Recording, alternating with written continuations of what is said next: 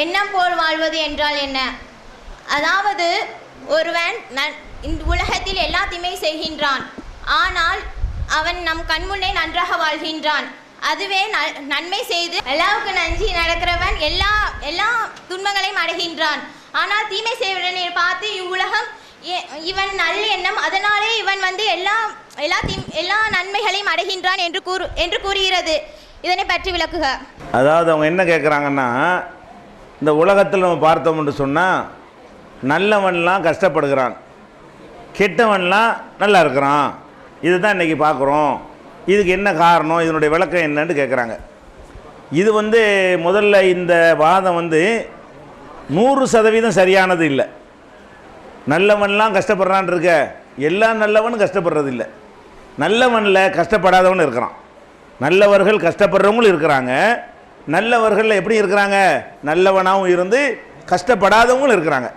நல்லவனாக இருந்து பணக்காரனாக இருக்கிறவங்க இருக்கிறாங்க. நல்லவனாக இருந்து புள்ளக்குட்டிகளோட சந்தோஷமாக இருக்கிறவர்கள் இருக்கிறார்கள். அப்போ நல்லவர்கள் பூராவுமே கஷ்டப்படுறாங்க என்பது ஒரு பொதுவான ஒரு நிலைப்பாடு கிடையாது. அதே மாதிரி கெட்டவன்லாம் நல்லா இருக்கான்னு சொல்கிறீங்க, அப்படியும் பொதுவானது கிடையாது. கெட்டவன்லையே வறுமையில் பிச்சைக்காரன் இருக்கிறான், கெட்டவன்லையே திட்டு போய் இருக்கிறான், கெட்டவன்லையே ஜெயிலில் கிடக்கிறவன் இருக்கிறான், அவன் தான் கெட்ட ஜாஸ்தியாக ஜெயிலில் கிடக்கிறான். அப்போ கெட்டவன்லாம் பெரிய மகிழ்ச்சியாக இருக்கிற மாதிரி பொதுவாக அனைவருக்கும் இதை சொல்ல முடியுமான்னு கேட்டால் அப்படி உலகத்தில் இல்லை. நீங்கள் பார்த்தாலே என்ன செய்யும், நல்லவங்க கெட்டவங்கள எல்லாருமே இப்படியும் இருப்பாங்க அப்படியும் இருப்பாங்க. இஸ்லாமிய அடிப்படையில் நீங்கள் பார்த்தால் கூட இப்போ சுலைமான் நபி அவங்க ஒரு நபி தான், நபிகள் நாயகம் ஸல்லல்லாஹு அலைஹி வஸல்லம் அவங்களும் ஒரு நபி தான். சுலைமான் நபிக்கு அல்லாஹ் உலகத்தில் யாருக்கும் கொடுக்காத செல்வத்தை கொடுத்தான். ரசூல் ஸல்லல்லாஹு அலைஹி வஸல்லத்துக்கு யாருக்கும் கொடுக்காத வறுமையை கொடுத்தான். ரெண்டு நல்லவங்க தான். ஒரு நல்லவங்களுக்கு அவ்வளோ செல்வத்தை அல்லாஹ் கொடுத்தான், ஒரு நல்லவங்களுக்கு அவ்வளோ பெரிய வறுமை, ஒரு வேளை சாப்பிட்டா மறுவேளை சாப்பாடு இல்லை. அப்போ தண்ணியையும் பேரிச்சம்பழத்தையும் குடித்து கொண்டு ரசூல் ஸல்லல்லாஹு அலைஹி வஸல்லம் வாழ்ந்தாங்க. அந்த மாதிரியான சங்கத்தில் சிம்மான செஞ்சு உட்காந்துக்கிற அளவுக்கு அவருக்கு அப்படி வாழ்க்கை.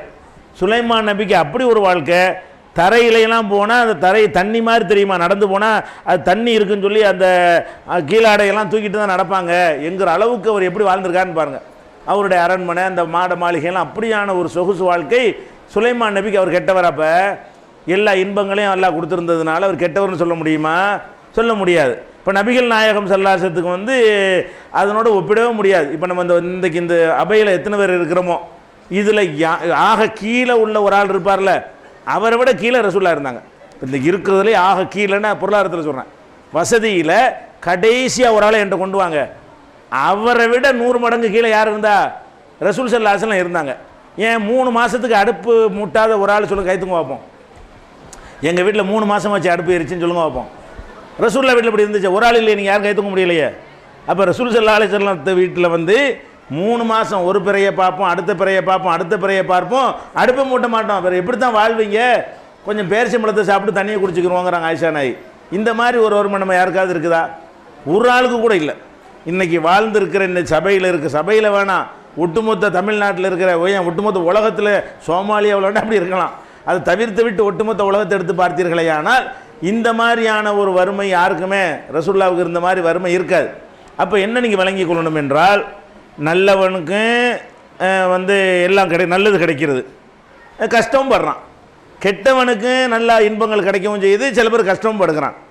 அப்போ இதுலேருந்து சேர்த்து என்ன முடிவு எடுக்கணும்னு கேட்டால், நல்லவனாக இருந்தால் பணக்காரன் ஆகலாம், அது இஸ்லாத்தில் கிடையாது. கெட்டவனாக இருந்தால் பணக்காரன் ஆகலாங்கிறதும் கிடையாது. விளங்குதா? நல்லவனாக இருந்தால் அவன் கஷ்டம்தான் படுவான், அதுவும் கிடையாது. கெட்டவனாக இருந்தால் அவனுக்கு கஷ்டமே இல்லை, அதுவும் கிடையாது. அப்போ எப்படி அல்லாஹ் இந்த உலகத்தை வைத்திருக்கிறான் என்று கேட்டால், இதுக்கு எந்த விதமான ஒரு அளவுகோலையும் வைத்து இன்னென்ன மாதிரி ஆட்களுக்கு பணத்தை கொடுப்போம், இன்னென்ன மாதிரி கேட்டகரிக்கு பணத்தை எடுத்துருவோம், இன்னென்ன மாதிரி கேட்டகரிக்கு பிள்ளைய கொடுப்போம், இன்னென்ன கேட்டகரியில் உள்ள ஆளுக்கு அப்படின்லாம் இல்லை கணக்கு போடவே இல்லை. எப்படி கணக்கு போடுறான்? யஹபு லிமையஷாவுது கூறா, நாடியவர்களுக்கு நான் ஆம்பளை பிள்ளைய கொடுப்பேன், நாட்டம்தான், நான் நினைக்கிறபடி நான் பார்க்கலாம், ரூல்லாம் கிடையாது. நினச்சா என்ன செய்கிறது? நினச்சபடி நடக்கிற ரூல் சொல்ல முடியுமா? நான் இருக்கிறேன், நினச்சவருக்கு தரவேன், நினச்சவருக்கு தரமாட்டேங்கிறேன். இவர் கொடுப்பேன், அவர் கொடுக்க மாட்டேன், காரணம்லாம் கேட்கக்கூடாது. நான் இவர் கொடுப்பேன், அவர் கொடுக்க மாட்டேன். ஏன் கொடுத்தேன்? இவர் கொடுக்க விருப்பம் கொடுத்தேன், இவர் கொடுக்க விரும்பலை கொடுக்கல, இப்படி சொல்லுவோம்ல. இப்படியாக்கும் அல்லாஹ் சொல்கிறான். ரிஸ்கை பற்றி சொல்லும் பொழுது, அல்லாஹு யபுசுத்து ரிஸ்க லிமை யஷாவு யகதீர், நாடியவர்களுக்கு ரிசுக்கை தாராளமாக கொடுப்பான், நாடியவர்களுக்கு குறைச்சிருவான். அவன் நினைக்கிறபடி நடக்கிறான் என்பதுதான் இங்கே இருக்கே தவிர நல்லவன் கெட்டவன் பார்வை இந்த உலகத்தில் எந்த இன்பத்திற்கும் கிடையாது.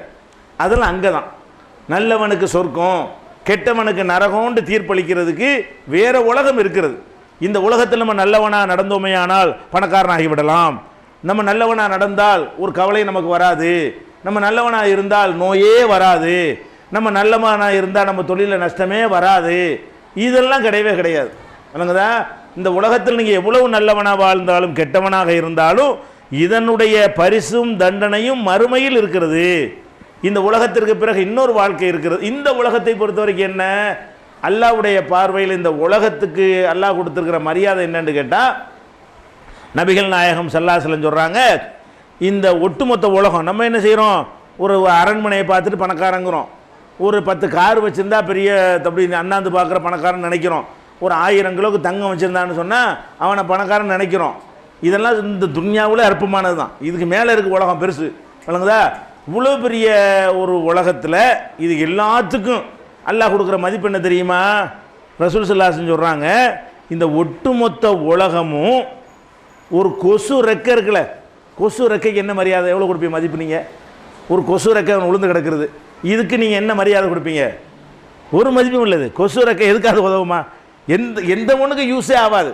அந்த மாதிரி ஒரு கொசு ரெக்கையை நீங்கள் எப்படி பார்ப்பீர்களோ, அதுக்கு என்ன மரியாதை கொடுத்து பார்ப்பீர்களோ, அந்த மரியாதை கூட இந்த ஒட்டுமொத்த உலகத்திற்கு அல்லாஹ்விடத்தில் இல்லை. அல்லாஹ்ட்டு இந்த ஒத்த துன்யாவைத்துக்கு ஒருத்தன் கொடுக்குறாண்டாலும் அது நல்லவன் கெட்டவன் அல்லாஹ் பார்க்க மாட்டான். ஏன், என்ன பெரிய மேட்ரா இது? உங்களுக்கு தான் அந்த துன்யா பெருசு அப்படி தெரியுதே தவிர அல்லாஹ்வுடைய பார்வையில் ரசூல் ஸல்லல்லாஹு அலைஹி வஸல்லம் சொல்கிறாங்க, இந்த துன்யா அல்லாஹ்வுடைய பார்வையில் கொசு ரெக்கைக்கு சமமானதாக இருந்தால் அல்லாஹ்வை நிராகரிக்கிறானே அவனுக்கு ஒரு சொட்டு தண்ணி கூட எல்லாம் கொடுக்க மாட்டான். நிராகரிக்கிறவனுக்கு எல்லாம் கொடுக்குறான் அல்ல. ஏன், நிராகரிச்சுட்டு போட என்னது தர்றான், தண்ணி பெரிய மதிப்பா? ஒட்டுமொத்த துன்யாவத்துக்கு உனக்கு தந்தா கூட அது கொசு ரெக்கை கூட சமம். ஏன், அவனை பொறுத்த வரைக்கும் நமக்கு பிற்காலத்தில் சித்தப்படுத்தி வச்சிருக்கிறான மறுமையில் அதனோடு ஒப்பிட்டு பார்த்தோம் என்று சொன்னால் ஒன்றுமே இல்லை. அல்லாஹ் சொர்க்கத்துக்கு வாங்கன்னு கூப்பிட்றான். இந்த சொர்க்கம் எவ்வளோ பெருசு, நீங்கள் 1 சென்ட் இடம் வாங்கிட்டா பெரிய பணக்காரமாக நினைக்கிறீங்க, ஒரு 10 சென்ட் இடம் வாங்கிட்டீங்கன்னு வைங்களேன் அப்படின்னு சொல்கிறீங்க. அல்லாஹ் பொறுத்த வரைக்கும் என்ன சொல்கிறான்டா, சாரிவு விரைந்து வாருங்கள், இலா ஜன்னத்தின் இலா மகஃபிரத்தின் வ ஜன்னா, மன்னிப்புக்கும் சொர்க்கத்திற்கும் வாருங்கள். சொர்க்கம்டா என்ன தெரியுமா? அருளுக சமாவாத்து உள்ளது. ஒரு ஆளுக்கு கிடைக்கிற சொர்க்கம் அதனுடைய பரப்பளவு வானம் பூமி அளவுக்கு உள்ளது. உங்களுக்கு இந்த பூமி அளவு கூட எல்லாம் தரமாட்டான். இந்த வானம் பூமி அளவுக்கு எப்படி இருக்கிறதோ அப்படியாக்கும் ஒவ்வொருத்தருக்கும் நல்லா தரப்போகிறான். அது அப்போ இந்த துணியாவுக்கு என்ன மதிப்பு? அப்போ இத்தனை கோடி பேருக்கு கொடுக்குறாங்க என்ன ஆகும்? அந்த மாதிரியான ஒரு ஆற்றல் மிக்க இறைவன்கிட்ட இதெல்லாம் ஒரு பொருளா, இதெல்லாம் ஒரு மதிப்பா? அதனால அல்லாஹ் என்ன செய்யறான், இந்த துன்யாவில் வந்துக்கிட்டு கொடுக்கறத கூட குறைய கொடுத்தாலும் பெருசாக கொடுத்தது ஆகாது. என்ன கொடுத்துட போகிறான், 50 வருஷம் வாழ போகிற, 25 வருஷம் வாழ்வேன், அது கொடுத்தும் கொடுக்காத மாதிரி தான் எல்லாம் கொடுக்குறான். கொடுத்தா கூட அது கொடுத்து அனுபவிக்கிற மாதிரி எல்லாம் கொடுக்குறான். ஒரு 10,000 கோடி எனக்கு தந்துட்டான், 10,000 கோடி திங்க இயலுமா? திங்க இயலாது. நிம்மதி தான் போகுமே தவிர திங்கிறதுக்குன்னு ஒரு கணக்கு தானே இருக்கிறது.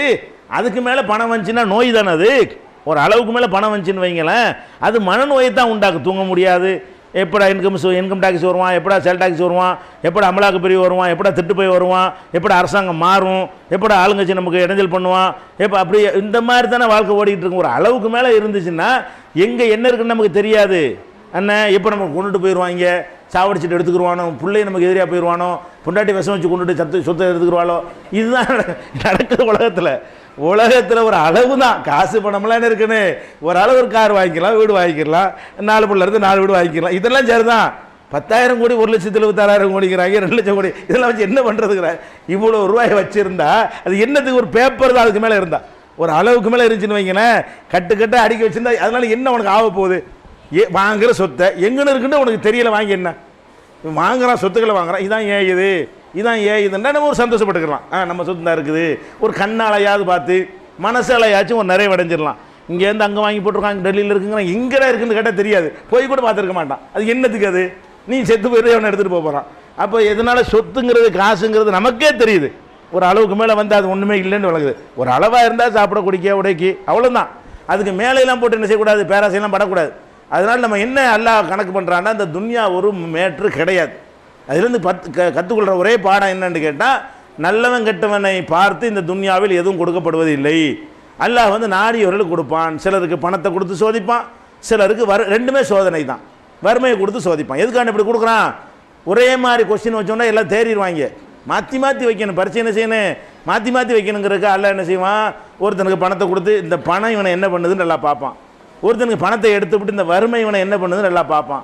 ஒருத்தனுக்கு பிள்ளையை கொடுத்துவிட்டு இந்த பிள்ளை வித்த பிறகு இவன் எப்படி நடக்கிறாங்கிறத எல்லாம் பார்ப்பான்.